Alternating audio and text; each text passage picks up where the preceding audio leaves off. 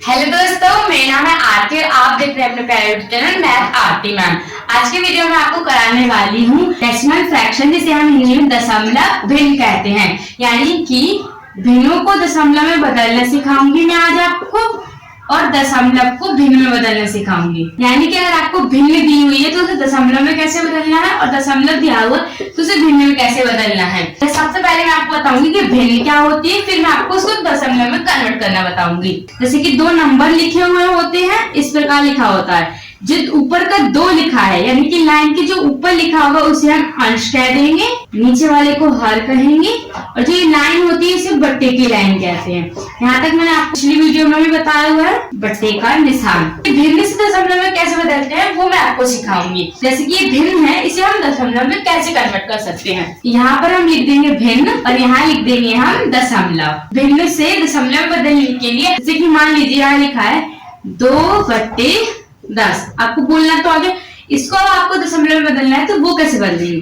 नीचे क्या लिखा है 10 लिखा है, 10 में कितने जीरो है 1, यानी कि एक नंबर के बाद आपको पॉइंट लगाना है। ऊपर क्या लिखा है 2, सबसे पहले लिखेंगे हम 2। अब आपको पॉइंट देखना है कि पॉइंट कितने नंबर के बाद लगाना है, तो उसके लिए हम नीचे वाली संख्या के 0 गिनेंगे। 0 ये कितना है 1, यानी कि आपको कितने नंबर के बाद पॉइंट लगाना है, दशमलव लगाना है 1 नंबर के बाद।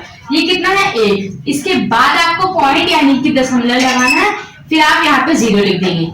यानी कि 2/10 को अगर हम दशमलव लेंगे तो कितना आएगा 0.2 आ जाएगा। इसे हम इंग्लिश में पॉइंट कहते हैं। मान लीजिए यहाँ लिखा होता 2/100, तो 100 में कितने जीरो, 2 जीरो, यानी कि 2 संख्या के बाद आपको पॉइंट लगाना है। पर ऊपर तो हमारे पास एक ही संख्या है, तो आप क्या करेंगे इसके आगे लिख देंगे 0। तो 1 और 2 संख्या बन गई।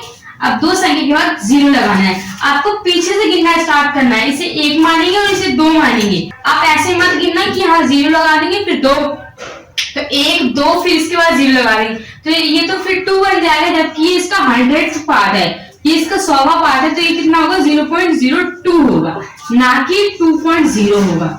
तो फिर ये गलत हो जाएगा, इसीलिए आपको पीछे से गिनना स्टार्ट करना है, यानी कि 1 और फिर 2।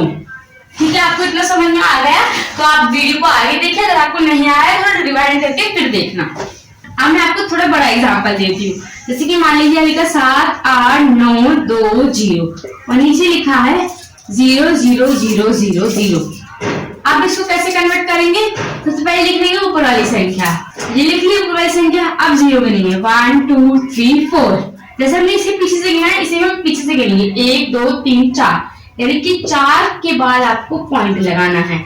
यानी कि ये कितना हो गया 7.8920। पॉइंट के बाद की संख्या को हम अलग अलग पढ़ते हैं, इसे हम ये नहीं कहेंगे कि 8920, इसे हम ये नहीं कहेंगे कि 8920 नहीं कहेंगे, इसे कहेंगे 8920।